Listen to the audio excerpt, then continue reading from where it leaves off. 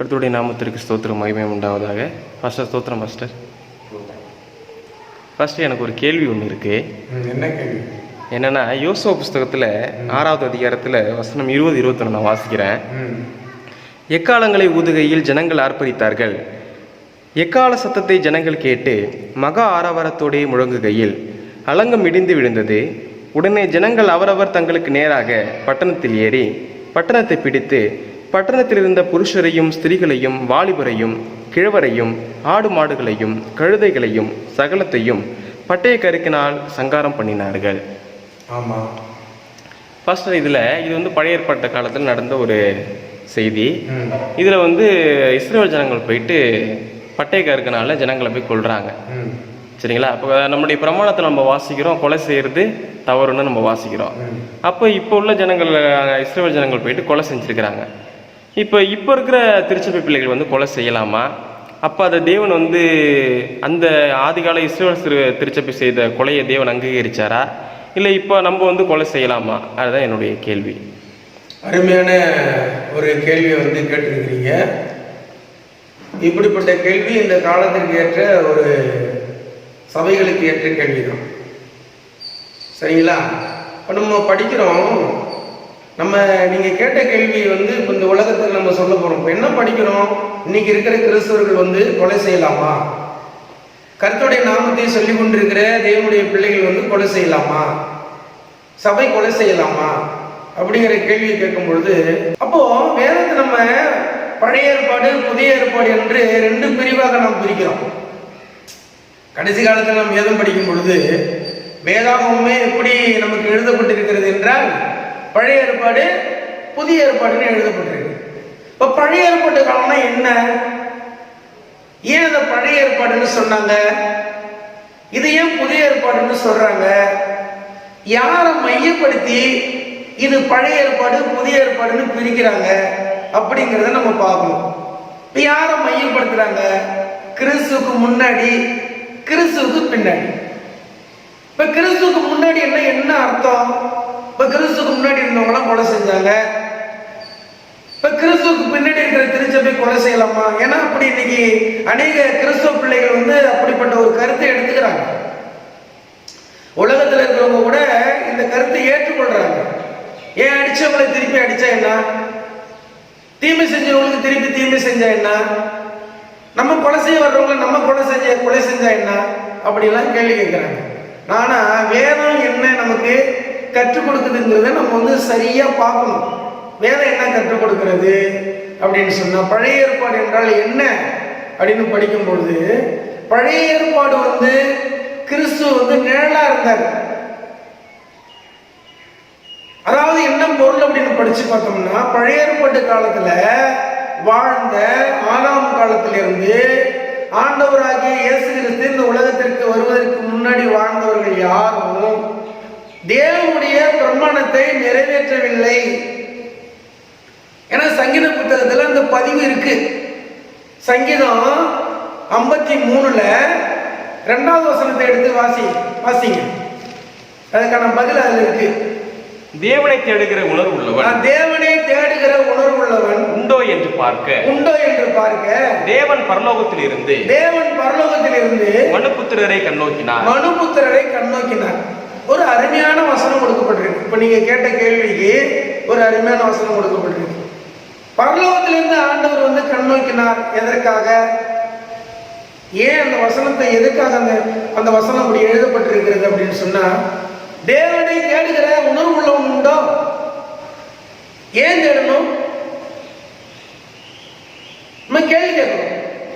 அதற்கு ஆன்சர் என்ன அப்படின்னு நம்ம படிச்சு பார்த்தோம்னா, இப்ப நீங்க கேட்ட கேள்விக்கு இதுக்கு ஆன்சர் எங்க இருக்குன்னு சொன்னா, ஆதியாகமம் புத்தகம் எடுத்துங்க.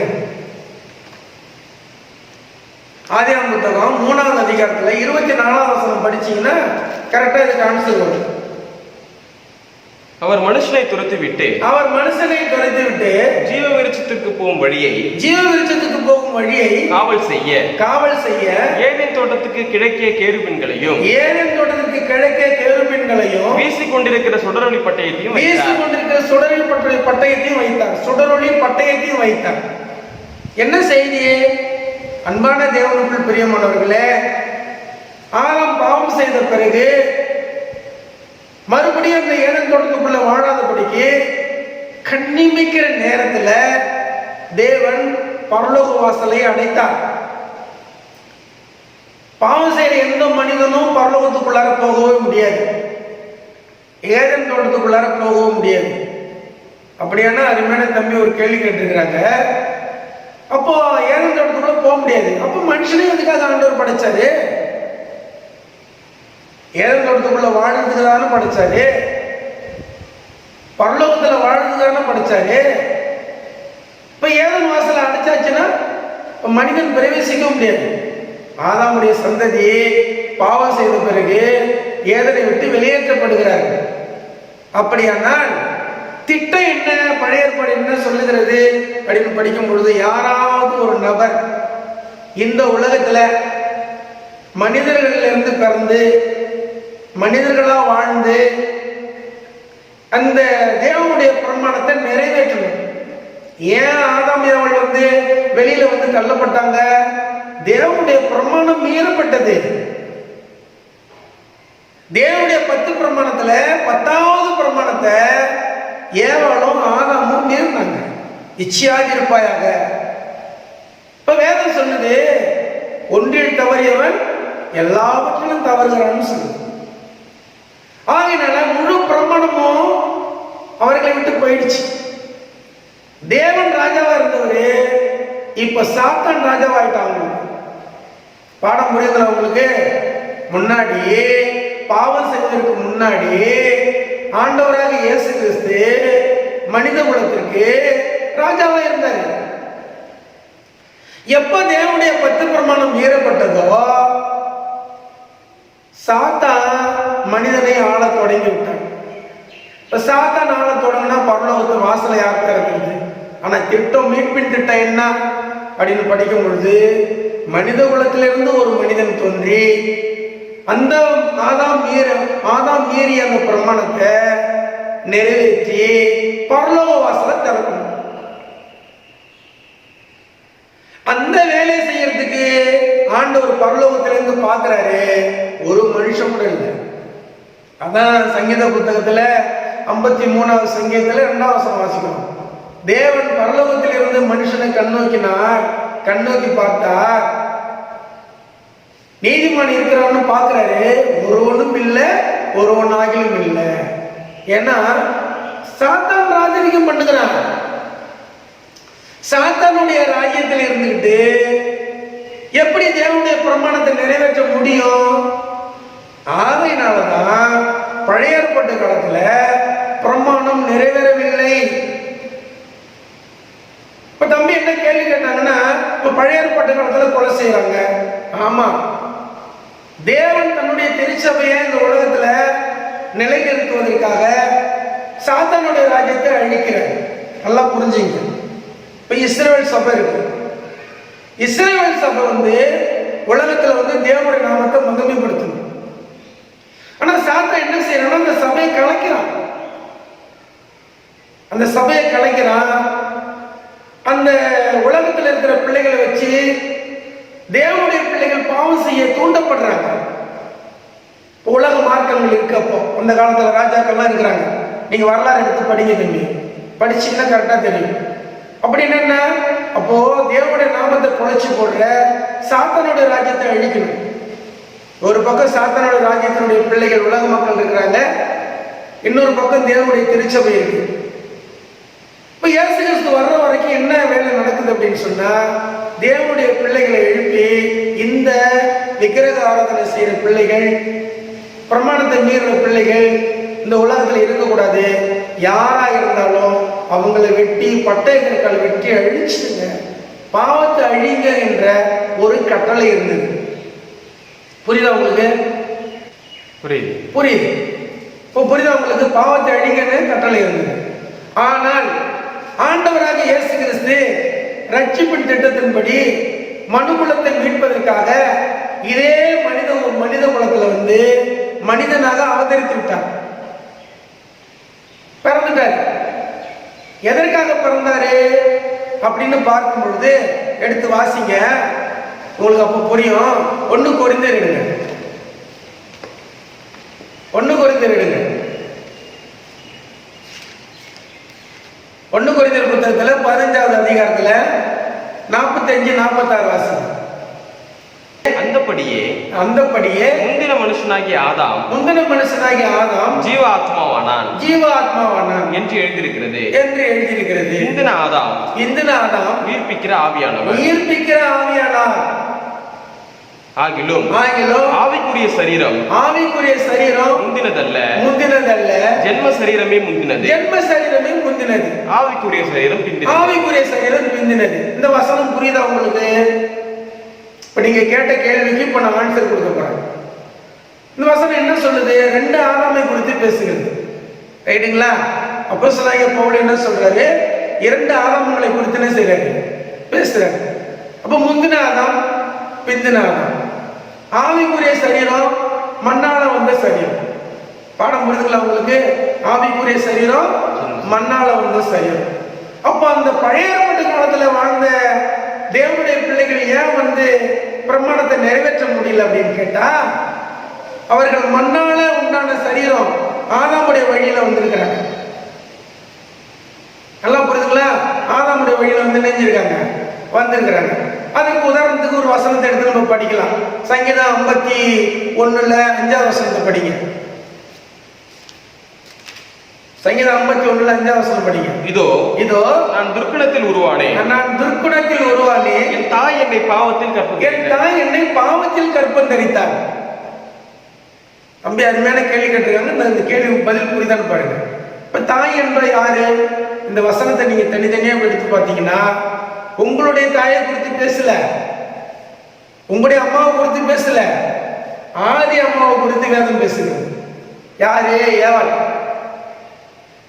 இப்ப இந்த குழந்தை எப்படி ஏவாள் முதல்ல குழந்தை பெற்றார் அப்படின்னு நம்ம படிக்கும் பொழுது, நீங்க ஆதியாகமம் புத்தகம் 4வது அதிகாரத்துல 1வது வசனம் படிச்சீங்கன்னா, ஆதாம் ஏவாளை அறிந்தான், கர்த்தரால் ஒரு மகனை அவள் பெற்றாள் அப்படின்னு சொல்லி பாவத்துக்கு பிறகு காயினை பெற்றெடுக்கிறாங்க.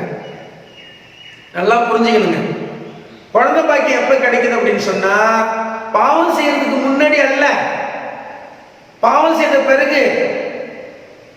மனிதனை சாத்தானுடைய சாத்தான்கிட்ட அடிமையான பிறகு அப்பதான் அந்த குழந்தையை பெற்றெடுக்கிறார்.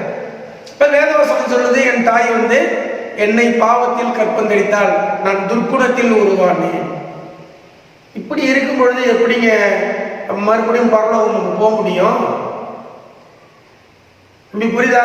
ஆன்சர் புரியுதா? இப்படி இருக்கும் பொழுது எப்படி நம்ம பரலோகம் போக முடியும்? பாவ குணத்தோட போக முடியுமா? போகவே முடியாது.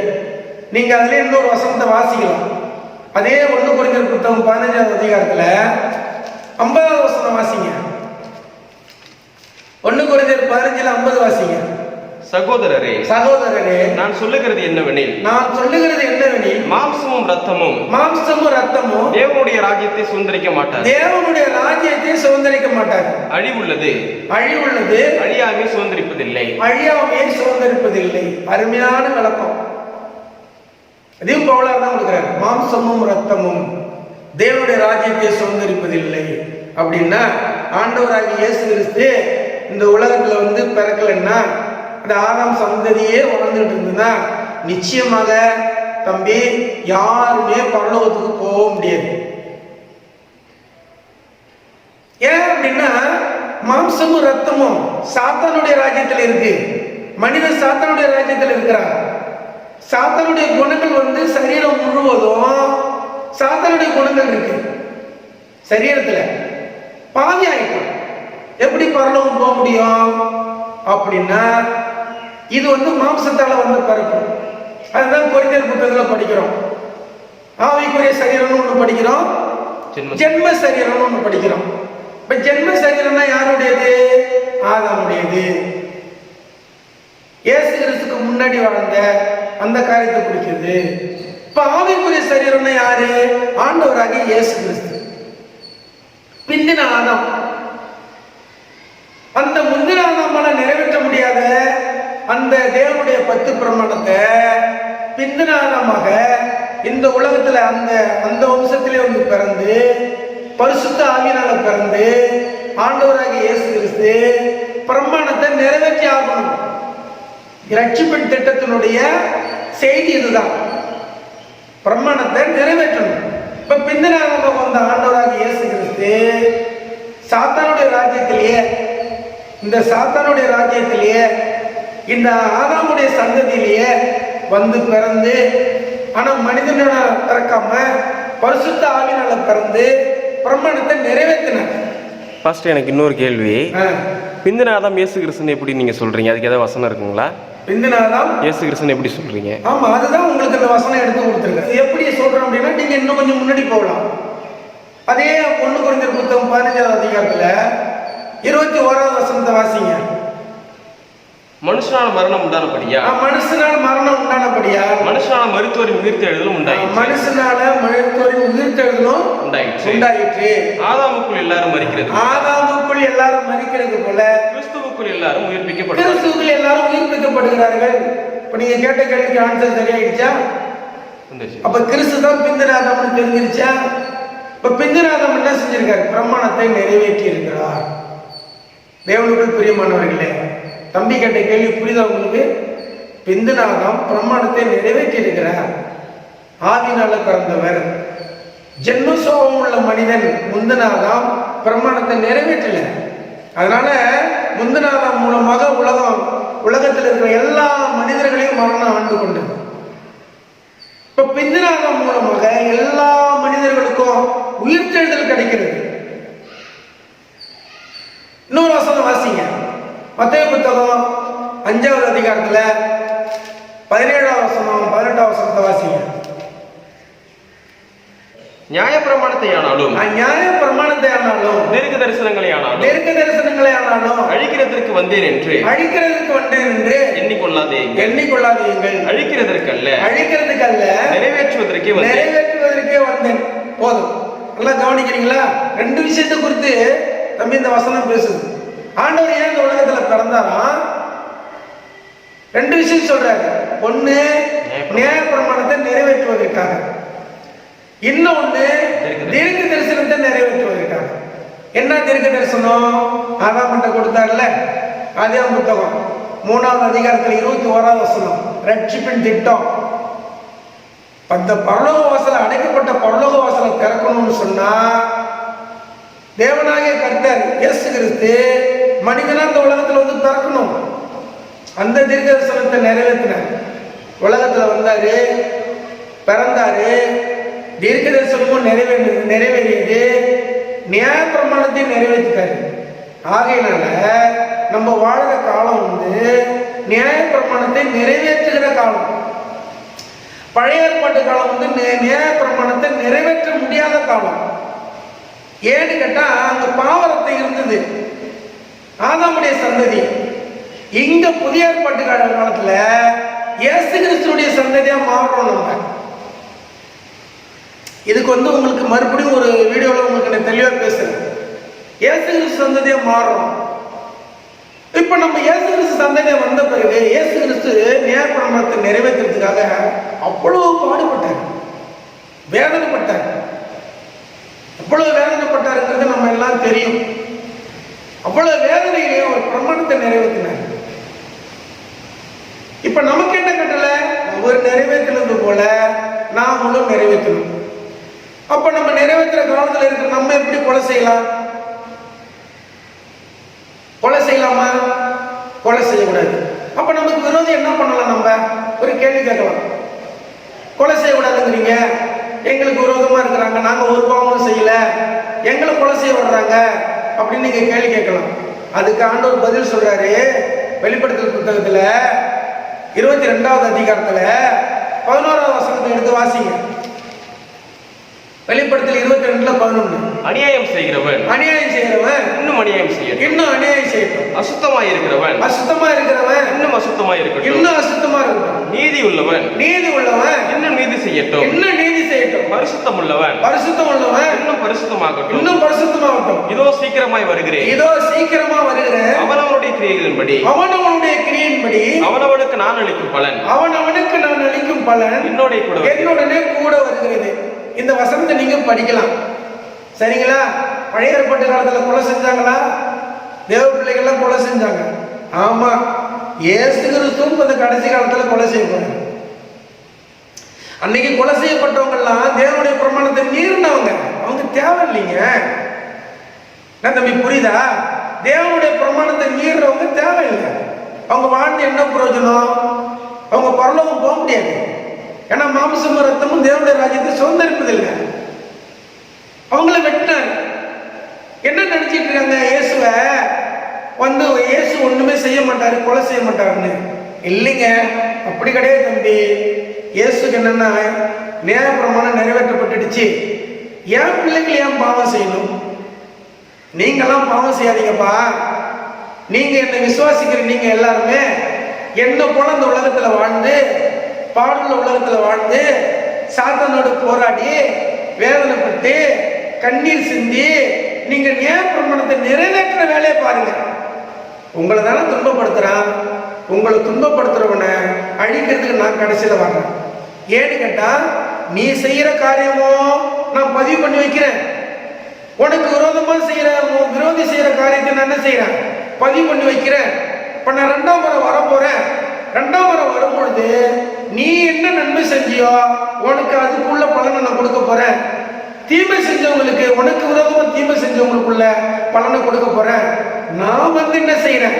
ராஜாதி ராஜாவை வந்து அவர்களை கொலை செய்யறப்பா, நீ அந்த குலபாவத்துக்கு என்ன செய்யாத, ஆளாகாத அப்படின்னு ஆண்டவர் சொல்லியிருக்கிறார் தம்பி. இப்ப புதிய ஏற்பாட்டு காலத்துல கிறிஸ்தவர்கள் கொலை செய்யலாமா, கொலை செய்யக்கூடாதா? கொலை செய்யக்கூடாது. கொலை செய்யக்கூடாது. ஒத்துக்கிறீங்களா? ஒத்துக்கிறோம். பாடம் புரியுது உங்களுக்கு? கொலை செய்யக்கூடாது. ஆனா இன்னைக்கு கிறிஸ்தவர்கள் கொலை செய்யணும்னு நினைக்கிறாங்களே. அப்படிப்பட்ட ஒரு ஆபத்து காலம் இருக்கு. சரிங்களா? அப்படிப்பட்ட ஒரு ஆபத்து காலம் இருக்கிறது. நீங்க அநேக மார்க்கங்கள்ல என்ன செய்யறாங்க? கிறிஸ்துவ மார்க்கமே கண்ணுக்கு கண்ணு பல்லுக்கு பல்லு அப்படின்னு சொல்லி இன்னைக்கு வந்து தீமை செஞ்சவங்களுக்கு தீமை செய்ய போறாங்க. செய்யக்கூடாது. நீங்க உங்களுக்கு இந்த பாடத்துக்கு மூலமா என்ன தெரிஞ்சுக்கிட்டீங்க? நீங்க என்ன தெரிஞ்சுக்கிட்டீங்க? தேவன் வந்து நியாயம் தீர்ப்பாரு. தேவன் நியாயம் தீர்ப்பாரு. நம்ம நியாயம் தீர்க்க கூடாது. நம்ம நியாயம் தீர்க்க கூடாது. ஏன்னு கேட்டா, நமக்காக அவர் எதை திறந்திருக்கிறாரு? பரலோக வாசலை திறந்திருக்கிறாரு. பிந்தநாதம் தான் பரலோக வாசலை நினைஞ்சிருக்காரு, திறந்திருக்கிறாரு. அப்ப விசுவாசிகள்லாம் அவர் மூலமா தான் என்ன செய்ய போறோம்? பரலோகத்துக்கு போக போறோம். அப்ப நம்ம பரலோகத்துக்கு போற வாழ்க்கையை நம்மளே கெடுத்துக்கலாமா? எடுத்துக்க கூடாது. நம்ம கையை எடுத்து நம்ம கண்ணிலே குத்திக்கலாமா? நம்மளே அழிச்சுக்கலாமா? இப்ப நம்ம பாவம் செய்யலாமா? பாவம் செய்யக்கூடாது. பாடம் புரிதுங்களா உங்களுக்கு? அதனாலதான் ஆண்டவர் சொன்னாங்க, ஒரு கணத்துல உங்களை அடிச்சாங்கன்னா மறு கணத்தை காட்டுங்க. நீங்க வேதனை அனுபவிச்சாலும் பரவாயில்ல, உங்களை கடைசி தருணத்துல மரணத்துக்கே கொண்டு போனாலும் பரவாயில்ல. ஆனா கிறிஸ்தவர்கள் என்று என் பேரை சொல்ற, என் நாமத்தை சொல்ற நீங்க எல்லாம் பாவம் செய்யாம நீதியை மட்டும் செய்யற பிள்ளைகளா மட்டும் இருங்க. அதுக்குன்னு ஒரு கேரண்டி கொடுத்திருக்கிறார். யோவான் புத்தகம் 11ஆவது அதிகாரத்துல 25ஆவது வசனம் கொடுத்திருக்கிறாரு தம்பி. யோவான் புத்தகம் 11:25 எடுத்து படிங்க. இயேசு அவளை நோக்கி, நானே உயிர்த்தெழுதலும் ஜீவனுமாய் இருக்கிறேன். என்னை விசுவாசிக்கிறவன் மரித்தாலும் பிழைப்பான். அருமையான ஒரு வாக்குத்தத்தத்தை ஆண்டவர் கொடுத்திருக்கிறாங்க. பாத்தீங்களா? என்னை விசுவாசிக்கிறோம், மரித்தாலும் பிழைப்பான். இப்ப நமக்கு நல்லா தெரிஞ்சிச்சு நம்ம சாத்தானுடைய ராஜ்யத்தில் இருக்கிறோம்னு சொல்லி. தேவனுடைய நாமத்தை, இயேசு கிறிஸ்து நாமத்தை சொன்னாலே நமக்கு பிரச்சனைகள் வருதுன்னு நமக்கு தெரியும். பிரச்சனைகளை சமாளிங்க, பாடுகளை அனுபவிங்க, கஷ்டப்படுங்க, வேதனைப்படுங்க, முடிஞ்சா இயேசுக்காக உயிரை கூட விடுங்க. ஆனா நியாய பிரமாணத்தை மட்டும் நெஞ்சிடாதீங்க, மீறாதீங்க. தேவனுடைய 10 பிரமாணம் மிகவும் அவசியம். 10 பிரமாணத்தை மீறினவங்க பரலோகத்துக்கு போக முடியாது. 10 பிரமாணம் மீறப்பட்டதுனாலதான் பரலோகத்துக்கு வெளியில நம்ம தள்ளப்பட்டோம். இப்ப இயேசு கிறிஸ்து மூலமா ரட்சிப்பு திட்டம் நிறைவேறி 10 பிரமாணம் நிறைவேறி இருக்கு. இப்ப நம்ம எல்லாம் இயேசு கிறிஸ்து சந்ததி ஆயிட்டோம். இப்ப நான் ஒரு உங்களை கேள்வி கேட்கிறேன், நீங்க ஆதாமுடைய சந்ததியப்போ இயேசு கிறிஸ்துடைய சந்ததியா? இயேசு கிறிஸ்துடைய சந்ததி. இயேசு கிறிஸ்துடைய சந்ததி. விசுவாசத்தினால இந்த சந்ததி என்ன செய்து உருவாகுது. அப்ப இயேசு கிறிஸ்துக்குள்ள உருவான சந்ததி பாவம் செய்யக்கூடாதுங்க தம்பி. நீங்க கேட்ட கேள்விக்கு ஆன்சர் கரெக்டா புரியுதா? ஆமா. அதனால குழப்பிக்க வேண்டாம். இப்ப நிறைய பேர் என்ன செய்யறாங்க, பழைய ஏற்பாட்டுல கொலை செஞ்சாங்களே, அவங்களும் ஆண்டோடைய பிள்ளை தானே, நம்ம கொலை செஞ்சா என்ன எடுக்கலாமா? அவங்களுக்கு வேதம் புரியவில்லை. அவங்களுக்கு என்ன புரியல? வேதம் புரியல. சொந்த அறிவால படிக்கிறாங்க, பரிசுத்த ஆவியினால படிக்கணும். வேதத்தை நம்ம நல்லா புரிஞ்சுக்கிட்டோம்னு சொன்னா கரெக்டா நம்ம தேவனுடைய பிள்ளைகளா மாற முடியும். புரியுதுங்களா? நீங்க தேவனுக்கு பிள்ளையா வாழலாம். நம் தேவனுடைய பிள்ளைகளாக வாழ்வதற்கு நம்முடைய வேதம் ரொம்ப முக்கியமாக இருக்கிறது. உங்க கேட்ட கேள்விக்கு சரிதான ஆன்சரு? God bless you. அப்படியே பயன்படுத்துங்க. கர்த்தர் உங்களை ஆசீர்வதிப்பாராக. மறுபடியும் கேள்வி இருந்தால் அடுத்தது கேளுங்க. ஆமென்.